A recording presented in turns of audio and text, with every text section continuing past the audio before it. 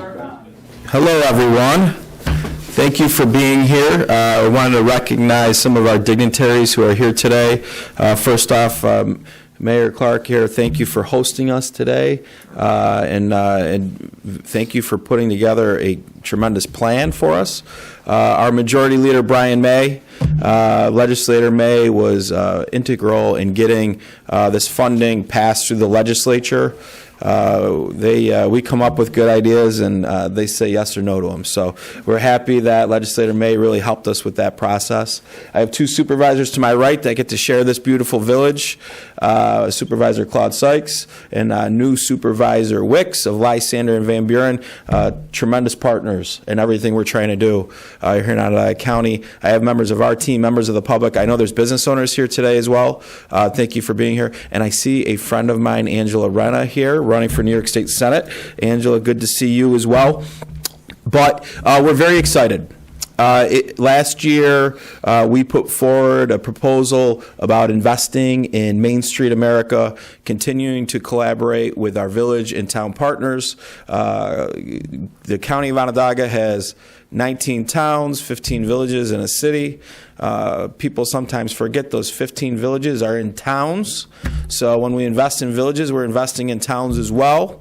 And we believe in Main Street. And if we drove through here, we're a couple minutes late, not too late, but a couple minutes late because of all the traffic in the village of Baldwinsville. That's because this is a great place to live, work, and play. And we believe in that. We believe that it's a waterfront community and that the future is very bright, and that's why we're investing. So last spring, the legislature gave us the ability to really invest $1.5 million in villages. Those investments would hopefully trigger other investment from our local partners in the private sector. And we were very, very pleased with the proposals we got back. And we're here in Baldwinsville first because this was certainly one of the best proposals. So the proposal in front of us, we are going to award $300,000 to the village of Baldwinsville. The proposal put forward by the team here has both public and private sector components. And I think that's important, that this proposal is helping to drive more investment from the private sector. And due to that, instead of just being a $300,000 proposal, this is really close to a $500,000 proposal when you count in the private sector dollars and the local dollars from the village. So over $500,000 will be injected in 2020 into really our Main Street here in Baldwinsville. Some of the improvements you can see to our left and to our right, but let me just go through some of the different things that we'll be doing. Obviously, some professional work, some site surveying. We'll be investing in benches. We'll be investing in new streetlights, obviously installing those. Sidewalk replacements and improvements. We will be putting up more trees. In addition to that, we will be taking care of a business facade improvement program where we have 7 different businesses that we'll be working with on new facades, and that will be a matching program where these businesses are putting their own money into the program as well. So we are very excited about this first announcement. There will be other communities in the next few weeks that will also be going to, but these investments aren't all that we're doing, and we do everything with purpose and with intent, and with the idea about growth. And I met with the two gentlemen to my right earlier this week as we're talking about our infrastructure investments that we need to make in our infrastructure below ground that we don't get to see. And Tim Knaus writes great articles about it. Everyone needs to read about those articles online every time Tim writes them, because that's how he gets paid that way, with people to read about it. But that it matters. And what we're talking about is investing as a county in villages and in towns, in fixing the ownership of the wastewater system. And right now we have an ownership program that doesn't work below ground. The private sector business owns the infrastructure or the home, and then you have the wastewater, or the wastewater isn't just waste we think of. Wastewater could be different products. Think of Anheuser-Busch, all the different products in the BOD that comes out of that facility, Agrana. And then it goes into another ownership chain with your local governments. And our local governments have been strapped to really with a property tax cap, and they don't have the ability to invest and pay with this old infrastructure under the constraints. And so when those pipes fail, the treatment facility at Seneca Knolls works overtime, and that costs more money to you, the ratepayers, and a lot of it is because the clean water is getting into the pipes. And now in our system, we treat clean and dirty water. We don't know what's clean and what's not. We have to treat it all. So this is a system that's not sustainable. We're putting forward a plan to the legislature right now. We talked about it with our supervisors to get them comfortable with it. But that's more investment that we're making to give these communities more capacity, because every house that comes online, or every company that wants to expand or put a new product online, or any of these new companies that we're talking to about coming down to that county, they need wastewater. And if we don't have wastewater capacity, communities can't grow. So in addition to what we're doing above ground, which we're very proud about, we have an ambitious plan to really fix the problems below ground so that these great communities that you live in can continue to grow. So we're very proud about that. Mayor, do you have anything else to add that you want to talk about? Just a second. Yeah. First of all, I thank you and Marty for having some faith in our village that we can take this project and do good things with it. I particularly need to thank Steve D'Arcangelo and Greg Humphreys for all the work they did on putting that package together. That when I saw it, I was floored how nicely done it was. But it speaks to the fact that we value our community, and it's nice now to know that the person at the top of our county values our community too. So I want to thank you and everybody else. Appreciate thank that, you very man. much. Thank you. Legislator May, Leader May, you have anything to add? Very briefly, Ryan, first of all, thanks. Thank you, Mayor, for the opportunity. This is a big deal for us here in Baldwinsville, right? But it's a small part of a very dynamic process, as Ryan just mentioned. There's so many things going on in so many other parts of the county as well. It's great to have these resources brought here, this commitment brought here. It's great to be doing this today. But more importantly, I hope everyone recognizes this as symbolic of the county's commitment and the county legislature's commitment to partner not only with our local municipalities and represent them well at the county level, but also to partner with the administration and do things that we all want to do and accomplish for the betterment of our communities and the county as a whole. So this is fantastic. Mayor Steve D'Arcangelo, fantastic job with this proposal. There's a reason why it's called District 1 that I serve. So thank you very much. Thanks, pal. You got Supervisor Wicks or Sykes? Yeah, good. Okay, any questions from the media?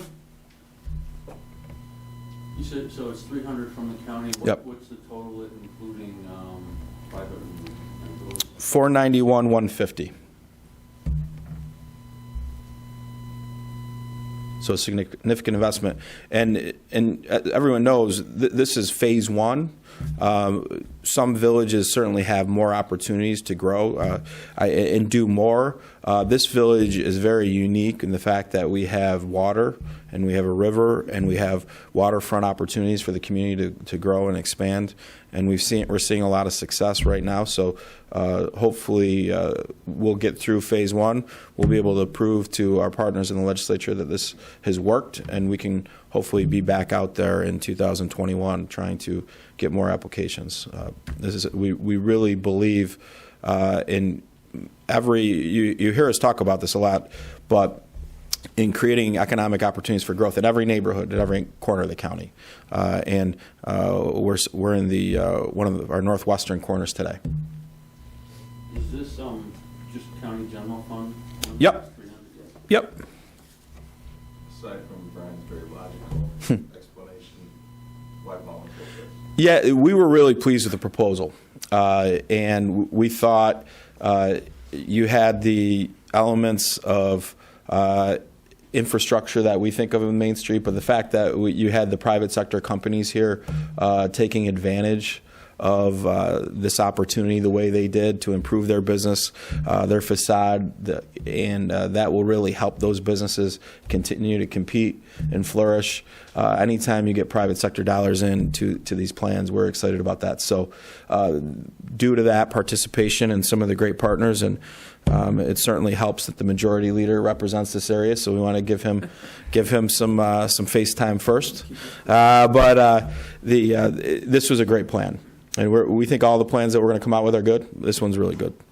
What's the timeline on making some of Yeah, so the award has happened. Now our community development team will work with the mayor and his team on starting to implement this and starting to go through procurement processes to work with the business owners on facades, look at the different investments being made into sidewalks, streetscapes, lighting, trees, et cetera. So now Is the streetscaping work, it looks like it's about a 3-block area, is It's that? about the equivalent of 3 blocks, yeah. It's one huge, long block and a smaller part. yes, ma'am. I'm Sue Weigert. I have several buildings in the village. I had 2 buildings last year, or maybe 2 years, that community development helped us with. And their part, they kind of took over, our ideas of what we wanted to look like. It had to be passed through the village, of course. But they hired the contractors. They took a lot of Yeah. the homeowner's shoulders. Sure. And I wonder how this proposal is going to. Yeah, we've done this other villages in the past, and certainly we did a lot of this in the village of Solvay as well. And right now we're implementing it in Liverpool this year. So we find it most efficient when we take that legwork off the private property owner and we go out and we bid as a bulk package. Once we know what people want to do, we typically get better costs and better outcomes. We can hold people, usually if you get one vendor doing the work and it's more substantial, we have better terms to hold them accountable on timelines as well. So certainly that's a model that we think works, and we'll hope that model will hold up here as well. For the private business facades, is there a standard percentage that the owner pays? It was asked that we get a commitment of 25%, but every one of them committed more than that. Yeah, I'm looking at it right now. Which helps sell the Yep. project, I think. Yep. I mean, some of them are 28, 29, we rounded some things off, but they're all about the same percentage. So the request, Tim, to give you the numbers, $210,000 of public money, $136,000 of private money. That's the facade. Yep. Could all the people who are, the businesses that are involved, raise your hand just so everybody knows who they are? Congratulations. Pretty excited for them. Yeah, congratulations. Yeah. We get them all done, we'll have to have a big party, celebrate. Yeah. Other questions from anyone?